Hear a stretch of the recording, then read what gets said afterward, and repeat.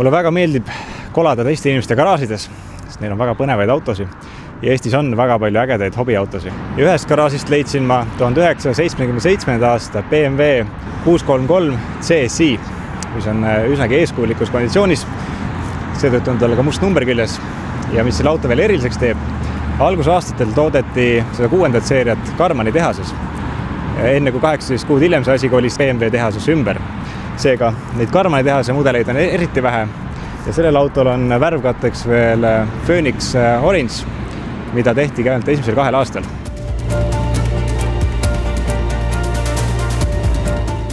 Kuuenda seeria BMW ehk siis E24 on minu jaoks alati tundunud selline ikooniline ja luksuslik auto. Ja tal ei ole kunagi olnud ka sellist rullnoka mainet juures, sest auto on alati palju maksnud. Neid ei ole odavad saanud ja siis ei ole see auto sattunud ka kunagi vastava kontingendi kätte. Ja ega need autod ka täna eriti vähe ei maksa. Alla 10 000 euro saad kätte ikkagi suhteliselt õnnetusseisus eksemplari. Süksed enam-vähem okeid autod hakkavad 15 000 euro juurest ja siis 20 000 euroga saad valida juba üsna korraliku isendi. Aga neid Eestis müüakse väga harva. Euroopa pealt leiab müügist võib-olla 100-200 autot. Nii et kui sul on mingi spetsiifiline värvisoov, siis läheb raskeks. Muidugi omaette hinnaklassis on M635 ehk siis M-osakonna poolt järgi aitatud mudelid. Nende hinnad algavad pigem seal 50 000 eurost ja küündivad üsna kergelt ka üle 100 000 euro. See konkreetne auto ehk siis Helga on toodetud 18. august 1977 ja siis oli veel keretootjaks Karman. Nii et see on tõenäoliselt üks viimaseid Karmani poolt tehtud E24 keredest üldse. BMW klassiku kinnitusel on ka see auto toodetud täpselt 18. august 1977. Värviks siis Phoenix Orange ehk siis ongi meie maanteameti keeles puhtalt oranž. Ja 31. august jõudis siis BMW diileri juurde Lääne-Saksamaale ja loovutati esimesele omanikule 6. septembril 1977. 87. aasta oktoobris müüdis antud auto Rootsi. Läbisõit oli selleks ajaks tal 88 000 kilomeetrit. Rootsis on autol olnud 3 omanikku ja registrikeskuse andmetel on see auto enamasti seisnud kui sõitnud. 1990. aastal läbis siis auto ulatusliku roosteparanduse, mille käigus värviti mingil põhjusel see auto hõbedaseks. Uueks tooniks sai ajastuda truu Polaris Silver. Ilmselgelt oli see algne originaalvärv keskmise rootslase jaoks liiga ekstravagantne. 2018 aastal siis rändas see auto lõpuks Eestisse. Läbisõit oli selleks ajaks 140 000 kilomeetrit. 2021 aastal tehti talle taaskord põhjalik roosteremont, mille käigus siis valmistati United Motorsi pleksseppade poolt käsitsi uued küljekarbid täies ulatuses ja ka nina ning siis auto värviti algsesse Phoenix Orange'i tooni tagasi. Et arvestades autol on tänaseks vanust juba kõvasti üle 46 aasta, siis visuaalselt on selline tunne, nagu oleks alles poest välja tulnud.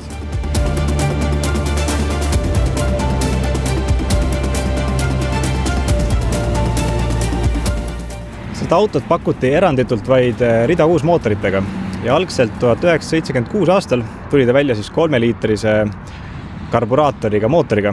Ja õige pea tuli see järgi kohe ka siis 633 CSI 3,2-liitrise mootoriga, millel oli siis juba 200 hobujõudu.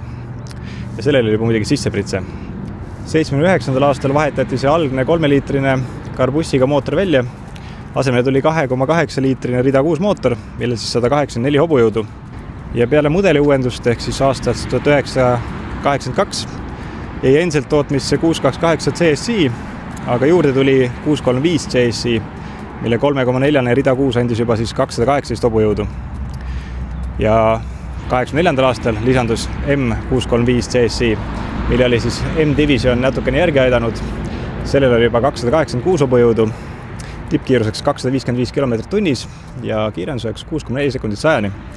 80-ndatel oli see näitaja päris tubli tulemus.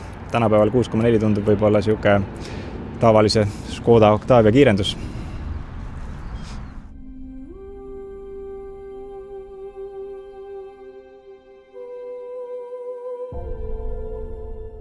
E24 indeksit kandev 6. seeria läks siis tootmisse aastal 1976 ja vahetas välja paar aastat varem tootmisest maha läinud E9. E9 on minu meelest üks ilusamaid BMW kupees üldse läbi aegade. Ja see püsis tootmises kuni aastani 1989.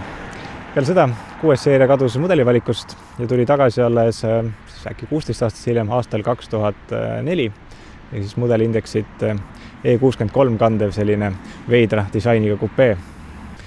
Esimesena tulidki välja siis 630 CS, mis oli karburaatoriga, ja 633 CSI, mis oli siis sissepritse mootoriga juba.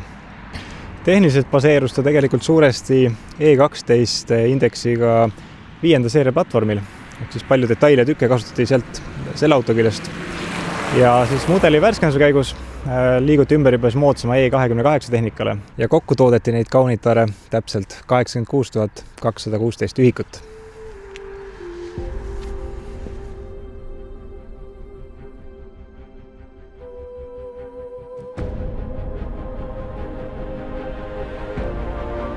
Selliste vanade legendidega kohtumine muidugi on alati kahetine. Kas nendega päriselt hea sõita on? Nad näevad muidugi alati väga head välja, silmale on fantastilised. Kuidas see sõidu pool on?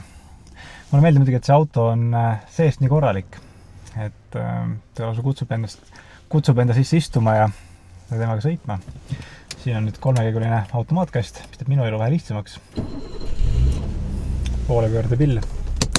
Tuleb loomulikult ise peale panna. Käik sisse.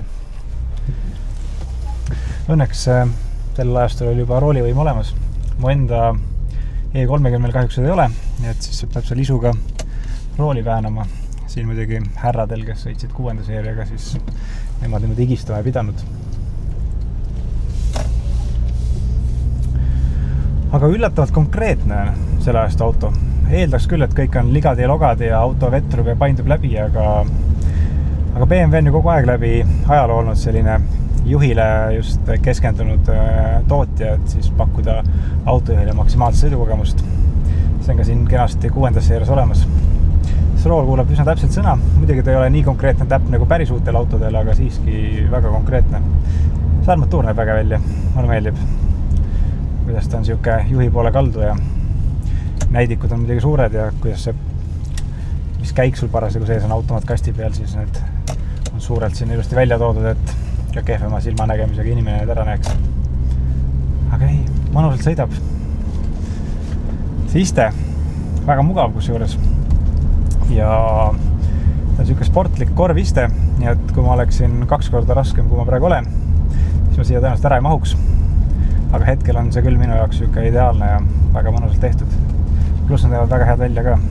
Kogu sisu on siuke, sa saad aru küll, et on 70-ndatest, siis tehti kaudse teistmoodi, olidki veidi siuksed arhailisemad. Aga kõik on äge. Ja tõesti, vana BMW sõidab väga hästi.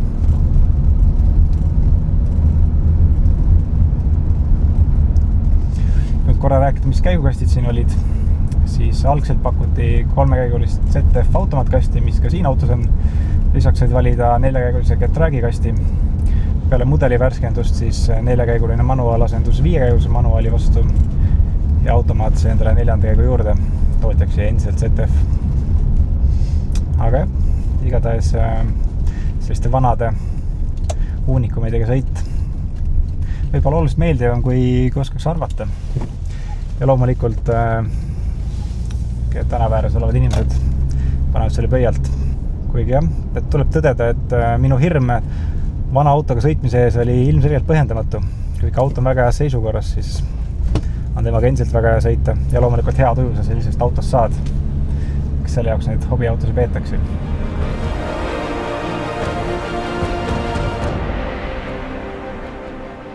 Igatahes selliste vanade legendidega kohtumine on alati südamesoojendav ja mul on siiralt hea meel, et Eestis on inimesi, kes neid ilusti elus ja heas korras hoiavad. Nii et kui selline hobiautode sari sulle meeldib, ole ja pane videole pöial, siis ma tean, et ma lähen kolan veel mõnes garaažis ringi ja äkki leian sealt veel midagi põnevat.